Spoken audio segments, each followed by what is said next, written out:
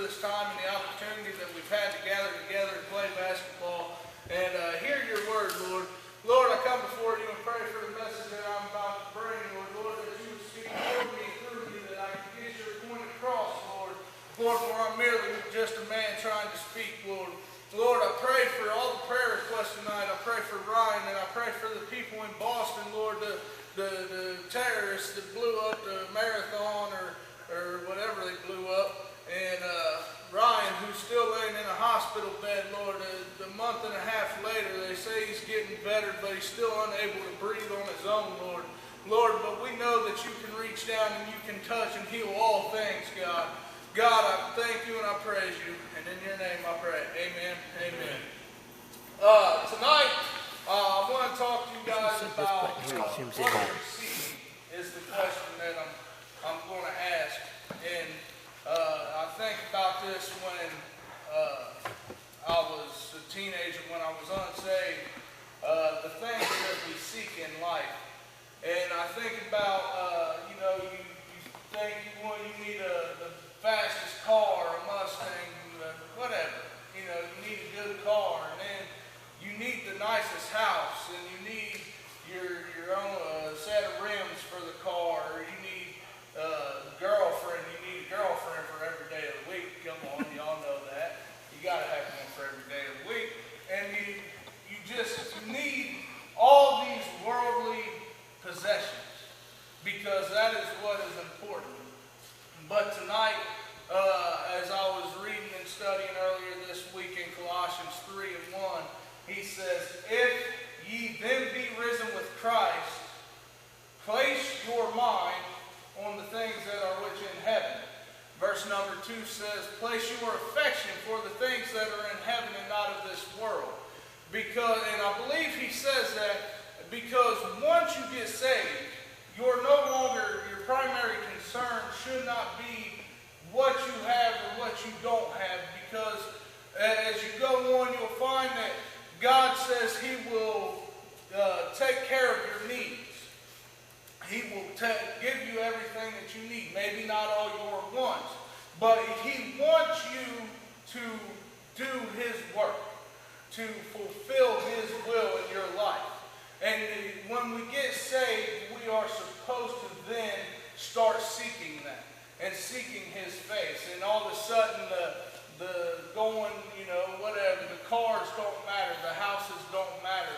But you start to think about, what can I do to help somebody? If Vince calls me up and needs help, can I go help him? Or showing somebody love that needs to just know that somebody cares. And just doing that as I say reading, but I've been listening to the Bible. It's kind of like the same thing, I guess. Great Bible app on my phone, by the way. You just put in headphones and reads it to you while you're working. But when God went up there, Jesus walked up to the Samaritan and he helped her. I believe he gave her water. He said, "Drink from the well." And she said, "Why are you helping me? Because we don't get along. You're not supposed to talk to me." And for what? And so he's like, that don't matter. And can I tell you tonight, when you get saved, when you start seeking that will, it does not matter where you came from. It doesn't matter what you have. It doesn't matter what you look like. It's about who can you reach. It's about who can I help? Who can I show love to? And, it says, the verse 2 said, "Place your affection," which I went and looked it up. It says, one of the meanings is devoted. He wants you to be devoted to the things that are in heaven. And instead of what is on earth, because this is going to pass away. Amen. Ultimately, this don't matter. The basketball games we play, the cars that we drive, the houses that we own or rent or whatever, it all does not matter. Ultimately, your goal is to get to the pearly gates and hear, "Welcome in, thy good and faithful servant." And that is what should be our goal. But can I tell you tonight, sometimes we get a little sidetracked from it.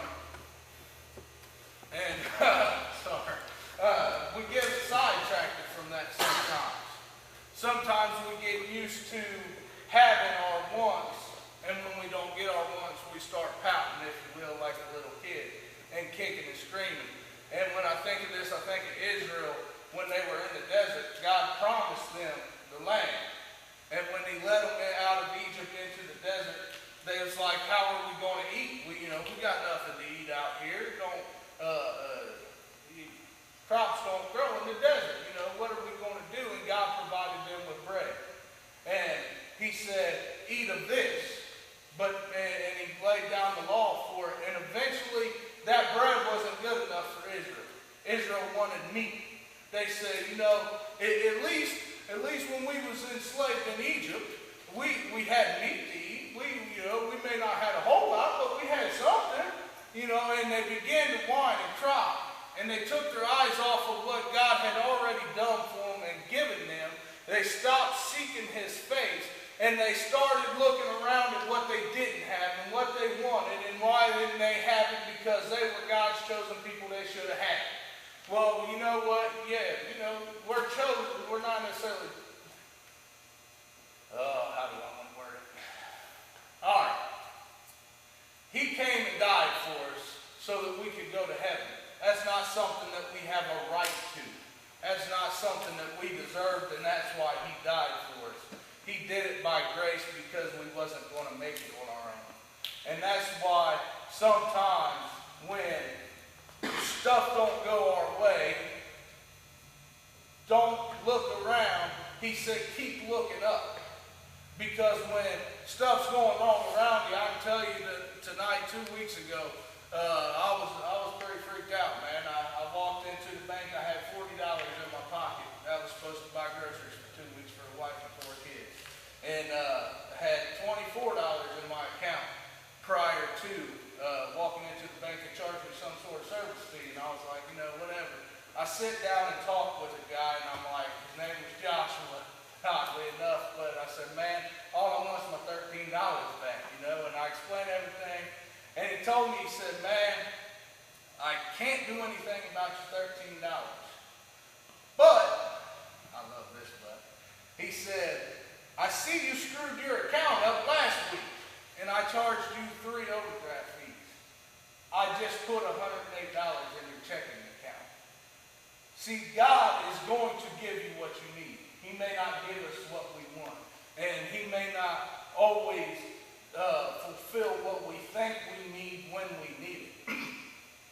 But as long as we keep looking up, as long as we keep seeking his face and not see that maybe this bill's getting a little bit behind, and so we need to slave ourselves to the job, and if we can just get that extra hour, instead of working 60 hours this week, we can work 70. If we would just look up and say, God, it's yours.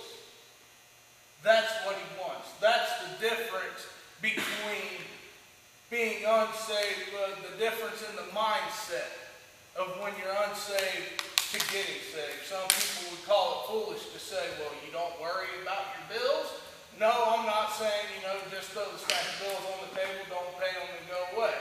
I'm saying seek his face. He will give you guidance. He will make sure everything is taken care of. So, when that's the difference in the mindsets. And if you have, if you want that mindset, maybe you've been saved and that's where he was, and you started looking around and you slid back on you got consumed by everything's going wrong, and like Israel, you started whining and pouting and complaining.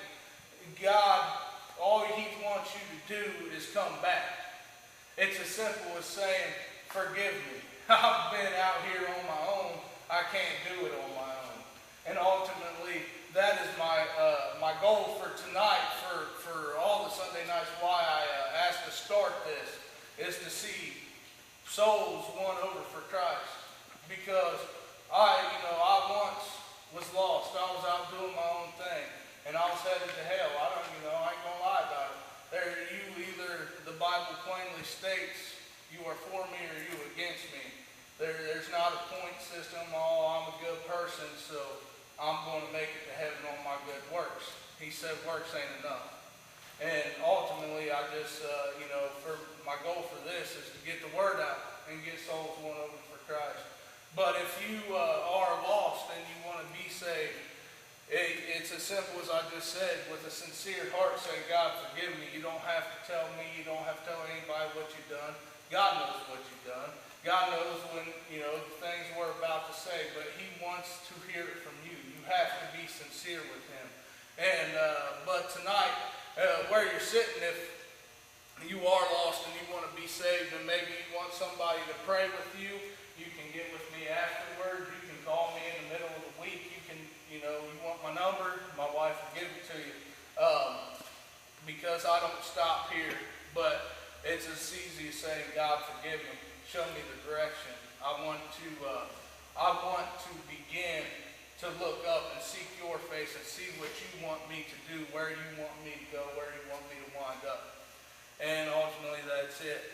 Father, I come before you tonight, Lord, to thank you for the opportunity that I've had to bring forth this message, to talk to these young men as they sit before me at my own age, Lord.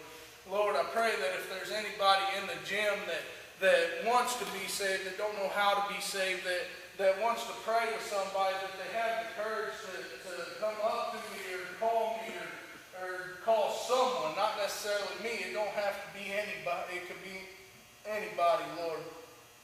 Lord, I pray that you give them the courage to be honest with themselves, Lord. Lord, that they wouldn't fear or look back at their life and say, well, I don't want to be a hypocrite because I've done this or I've done that, because as I've taught a couple weeks ago, you said fear not because you won't be put to shame. Because forget the stuff you've done, because you were out on your own and I've covered it with my blood when you came to me. Father, I pray for these, and I pray for all the unspoken prayer requests. I pray for the children that are in the hospital that we're reaching out to, Lord. Lord, little babies in the hospital with cancer, with heart disease, with heart problems, with the parents holding them, not knowing if they're going to be awake tomorrow to hold, Lord. Lord, I pray that you be with them, and I pray that you be with Ryan and with the victims in Boston, Lord. Lord, and you just touch every situation. You keep us safe as we go from this, continue to play and go from this gym. I thank you and I praise you. In your name we pray. Amen. Amen. Why everybody's in a line?